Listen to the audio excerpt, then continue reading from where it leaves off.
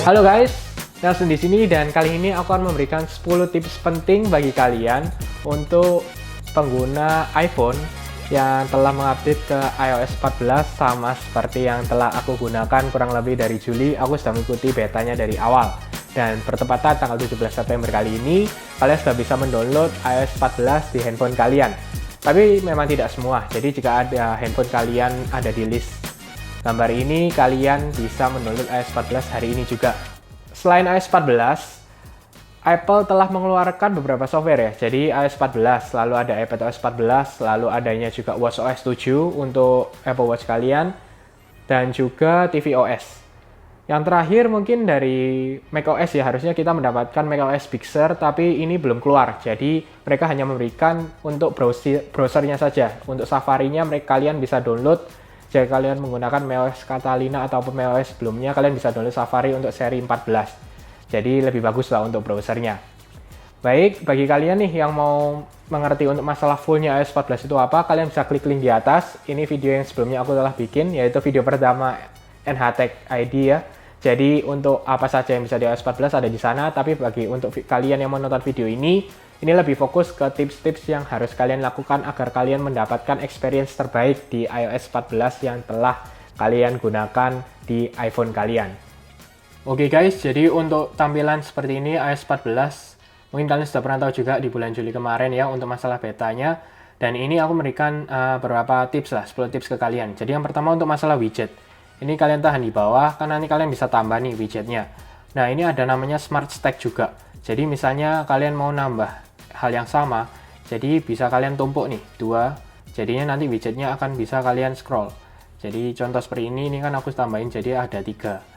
Jadi tidak hanya 1. Kalau atas-atasnya ini kan hanya 1, jadi kalian bisa tambahkan saja. Dan juga aku ingin tambahkan sedikit, nanti untuk dari third application, contoh nanti mungkin Twitter, Instagram, nanti kalau misalnya ada khusus untuk widget yang mereka berikan, akan muncul di sini ya. Jadi nanti kalau kalian update app, tunggu saja di sini, di bagian search widget ini. Jadi contoh ini salah satu yang bukan dari Apple adalah OneDrive. Ini dari Microsoft ya, jadi dia memberikan adanya widget juga bisa ditambahkan di sini. Lalu yang kedua adalah kalian bisa hide home screen kalian. Contoh ini aku ya, harusnya ada 3. Jadi kalau kalian mau, ini tinggal hilangkan aja centangnya. Jadi sebelumnya nih aku kan ada 3 home screen. Nah ini bisa kalian hilangkan kalau kalian mengganggu. Jadi langsung aja ini langsung kalian hilangkan. Dan jadi nanti kalian misalnya satu home screen yang satu page saja, nanti yang kanan langsung ada di app library. Jadi ini sangat berguna lah untuk kalian yang tidak suka banyak aplikasi di home kalian. Lalu adanya app library. Untuk app library ini semua aplikasi akan di sini. Jadi untuk recently added dan juga untuk kalian setelah download akan semuanya ada di sini.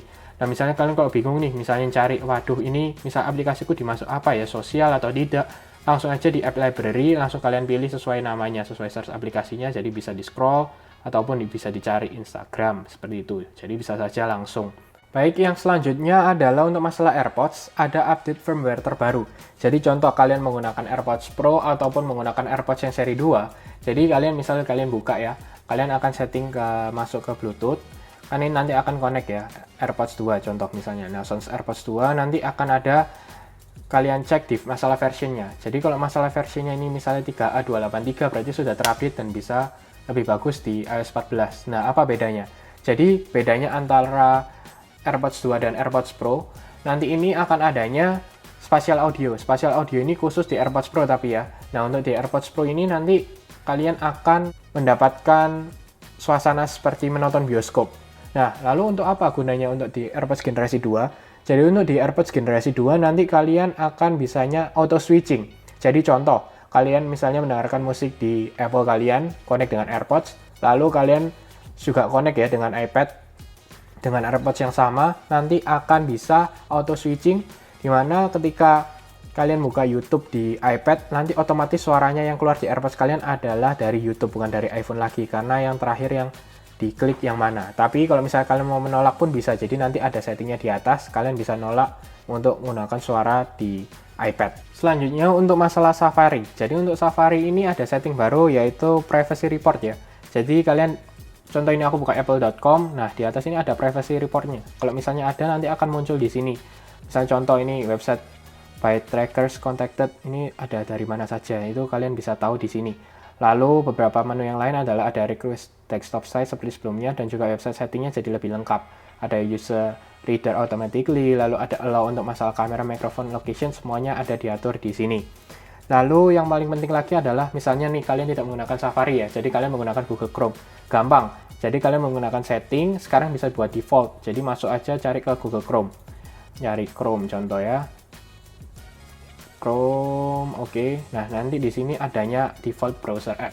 Nah, kalau misalnya kalian pilih ke Chrome, nanti link apapun yang kalian buka nih di Twitter atau Instagram atau WhatsApp kalian nanti akan otomatis tidak dibuka di Safari, tapi akan buka langsung di Google Chrome. Oke, untuk masalah jam ya sekarang. Nah, kalian bisa contoh misalnya membuat alarm. Ini jujur memang agak aneh. Nah, terlihat seperti ini. Jadi, otomatis kita akan klik ya, bisa klik. Atau harusnya ini bisa di scroll, jadi kalian jangan lupa ini bisa di scroll. Kalau kalian mau scroll bisa di scroll, jadi nggak usah harus ngeklik tab ya. Kadang kan orang lebih suka scroll, seperti iOS 13 kan semuanya scroll.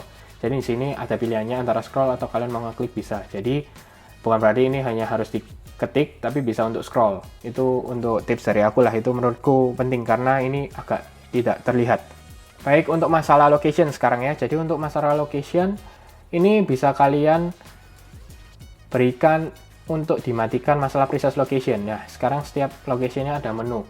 Jadi untuk precise location ini, kalau misalnya kalian nggak mau benar persis kalian share lokasi kalian di mana, tinggal dimatikan aja. Nanti kalian akan mendapatkan daerah. Jadi daerah cakupan berapa radius. Jadi lebih luas, tidak benar-benar precise di mana lokasi yang kalian mau. Oke, untuk masalah video kamera. Jadi untuk video kamera sekarang ini nggak langsung harus masuk setting untuk kalian ganti setting saat mau membuat video. Contoh yang aku maksud ini di sini. Misalnya kalian bikin video. Sebelumnya kan hanya di iPhone 11 series ya untuk kalian bisa ganti-ganti settingnya. Jadi untuk handphone sebelumnya sekarang bisa. Contoh sekarang ini kan ada HD60. Tinggal kalian klik aja, nanti akan berubah. Misalkan mau 4K atau kalian mau HD. Lalu untuk masalah FPS-nya bisa 30, 60, itu bisa tinggal klik aja di sini, tidak harus buka masuk ke setting. Jadi lebih mudah untuk kalian. Nah, lalu ada lagi tambahan untuk picture in picture. Picture in picture. Jadi misal contoh kalian buka YouTube di sini. Jadi untuk masalah picture in picture ini, misalnya kalian play nih. Lalu kalian mau nutup.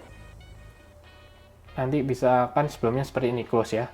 Nah, tapi harusnya saat kalian buka, kalian bisa picture in picture. Jadi dua, kalian bisa melakukan yang lain, ini videonya tetap jalan. Tapi ini masih hanya di website Safari ya. Jadi kalau misalnya dari YouTube, masih belum bisa. Misalnya YouTube aplikasi ini masih belum bisa.